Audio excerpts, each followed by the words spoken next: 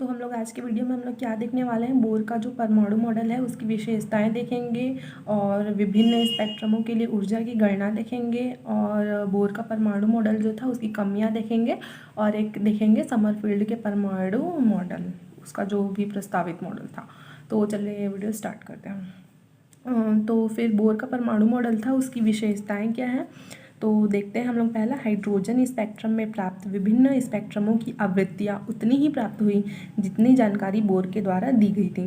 तो बोर जो थे उन्होंने जितना आवृत्ति बताया था स्पेक्ट्रमों का उतनी ही आवृत्ति हमको हाइड्रोजन स्पेक्ट्रम में भी प्राप्त हुई थी। और रिडबर्ग स्थिरांक का जो वास्तविक मान होता है इसको हम लोग R से शो करते हैं, तो उसका जो मान वैल्यू होता है बोर के द्वारा बताए गए मान के लगभग बराबर ही था। ठीक है। और फिर थर्ड वाला क्या लिखा है, बोर के परमाणु मॉडल का उत्सर्जन और अवशोषण स्पेक्ट्रम की सफलतापूर्वक व्याख्या की जा सकी। तो बोर का जो परमाणु मॉडल था तो उसी ने बताया था कि उत्सर्जन और अवशोषण स्पेक्ट्रम का जो भी उसका कॉन्सेप्ट होता है उन्हीं ने बताया था, तो उसकी सफलतापूर्वक व्याख्या बोर के परमाणु मॉडल के द्वारा की जा सकी। अब हम लोग अगला देखते हैं विभिन्न स्पेक्ट्रमों के लिए ऊर्जा की गणना कैसे की जाती है।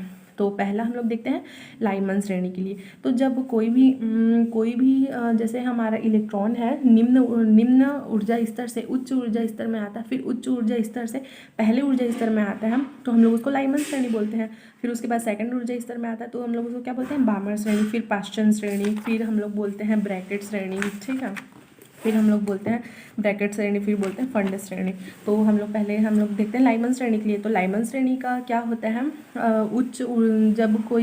जब कोई इलेक्ट्रॉन जो होता है उच्च ऊर्जा स्तर से पहले वाले उच्च ऊर्जा स्तर से पहले वाले ऊर्जा स्तर में आता है, तब जो इलेक्ट्रॉन तब ऊर्जा का क्या होता है हमारा उत्सर्जन होता है। ठीक है।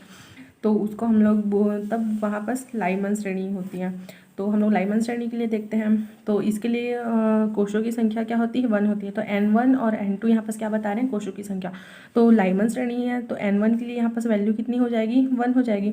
और N2 के लिए 2, 3, 4 जो भी आप ले सकते हैं, तो वहीं आप वैल्यू पुटअप कर दीजिए और जो भी कोश है तो उसके लिए ऐसे हो जाए। यहाँ पर N2 में 2, 3, 4 आप जितने भी कोश का ले रहे हैं वहाँ पर आप फिल कर सकते हैं। उसी प्रकार बामर श्रेणी के लिए N1 का मान यहाँ पर कितना हो जाएगा, 2 हो जाएगा। पाश्चन श्रेणी के लिए N1 का वैल्यू कितना हो जाएगा, 3 हो जाएगा। और ब्रैकेट श्रेणी जो है इसके लिए कितना हो जाएगा, 4 हो जाएगा। और फंड श्रेणी है इसके लिए 5 हो जाएगा। ठीक है। उसके बाद हम लोग अगला देखते हैं कि बोर सिद्धांत की सीमाएँ या कमियाँ। तो बोर सिद्धांत की सीमाएँ या कमियाँ क्या होती है, बोर का देखिए क्या लिखा है, बोर का जो परमाणु मॉडल होता है हाइड्रोजन परमाणु जैसे सरल परमाणु जिसमें केवल एक ही इलेक्ट्रॉन हो उसके स्पेक्ट्रम की सरलतापूर्वक व्याख्या तो कर सकता है, किंतु ऐसे परमाणु जिसमें इलेक्ट्रॉनों की संख्या एक से अधिक होती है उनकी स्पेक्ट्रम की व्याख्या करने में सफल नहीं हुआ। तो बोर का जो परमाणु मॉडल था हमने तो देखा ही था, हाइड्रोजन को जो स्पेक्ट्रम था कितना क्या बोलना चाहिए, थोड़ा बहुत ही देखिए मैं बताती हूँ आपको। देखिए अब बोर के परमाणु मॉडल द्वारा हमने हाइड्रोजन के परमाणु की स्पेक्ट्रम बनाया, तो ये कितना जटिल है बोलना चाहिए। तो हम बोर के परमाणु के मॉडल के द्वारा हमने हाइड्रोजन जिसका परमाणु क्रमांक 1 होता है उसकी व्याख्या तो हम सरलता से कर सकते हैं उसकी स्पेक्ट्रम की, लेकिन जिसका परमाणु क्रमांक मान लीजिए 2 हुआ, 3 हुआ, 50 हुआ, 60 हुआ, तो फिर उसकी हम लोग व्याख्या कैसे करेंगे, ये बहुत ही जटिल है। ठीक है। तो ये था इसका सीमा। और फिर सेकेंड था बोर का परमाणु मॉडल जो है जीमन प्रभाव और स्टार्क प्रभाव का कारण स्पष्ट करने में सफल नहीं हो पाया। ठीक है। तो फिर जीमन प्रभाव यहाँ पर क्या होता है हमारा, हम देखते हैं जीमन प्रभाव। तो कोई जैसे ये मान लीजिए स्पेक्ट्रम है, अगर इस स्पेक्ट्रम को हम चुंबकीय क्षेत्र है ना, चुंबकीय क्षेत्र ये हो गया नॉर्थ पोल हो गया उसका, मतलब उत्तरी ध्रुव हो गया, इसका दक्षिणी ध्रुव। अगर हम लोग इसको अगर किसी भी स्पेक्ट्रम को, ये क्या है हमारा स्पेक्ट्रम, अगर किसी भी स्पेक्ट्रम को हम लोग चुंबकीय क्षेत्र से गुजारते हैं तब वह विभिन्न विकिरणों में विभक्त हो जाता है, इसको हम लोग क्या बोलते हैं, जीमन प्रभाव। ठीक है। और उसके बाद स्टार्क प्रभाव क्या होता है, स्टार्क प्रभाव क्या होता है, जब हम लोग स्पेक्ट्रम को विद्युतीय क्षेत्र से गुजारते हैं तब ये विभिन्न विकिरणों में विभक्त हो जाता है, इसको हम लोग स्टार्क प्रभाव कहते हैं। ये प्लस हो गया, ये माइनस हो गया, और ये हम लोग विद्युतीय क्षेत्र में इसको गुजारे, और ये क्या है हमारा फिर स्पेक्ट्रम। ठीक है।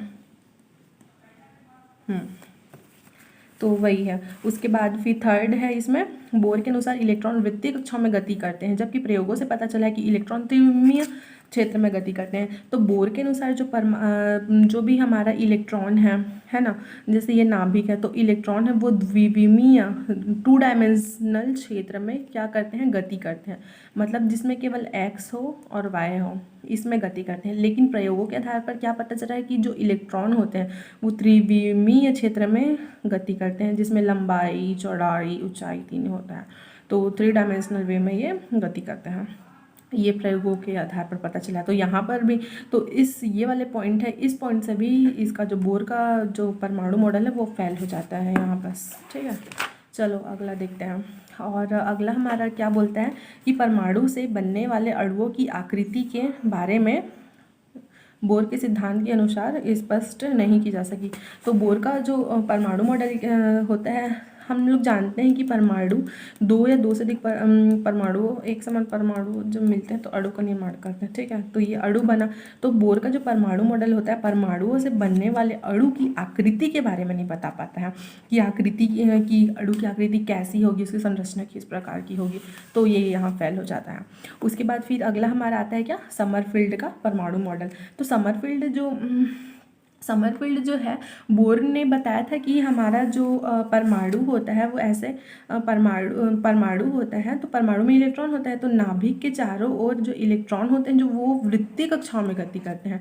जबकि समरफील्ड ने क्या बताया कि नाभिक के चारों ओर इलेक्ट्रॉन कक्षाओं में मतलब जो होते हैं, लेकिन वो दीर्घ वृत्ताकार कक्षाओं में गति करते हैं। ऐसे ये तो वृत्ति हो गया, ऐसे दीर्घ वृत्ताकार कक्षाओं में गति करते हैं। ठीक है, तो फिर उसके बाद और इसमें कितने टाइप का अक्ष पाया जाता है, 2 टाइप का अक्ष पाया जाता है, ये मैं अच्छे से बताती हूँ। तो समरफील्ड ने क्या बताया कि जो इलेक्ट्रॉन है, नाभिक के चारों ओर इलेक्ट्रॉन वृत्तीय कक्षाओं में गति ना करके दीर्घ वृत्ताकार कक्षाओं में गति करते हैं। और इसमें 2 प्रकार के अक्ष पाए जाते हैं। ये देखिए, ये ज़्यादा बड़ा है तो इसको क्या बोलते हैं हम लोग, दीर्घ अक्ष, और ये छोटा है तो इसलिए हम लोग इसको क्या बोलते हैं, दीर्घ लघु अक्ष। ठीक, तो यही है।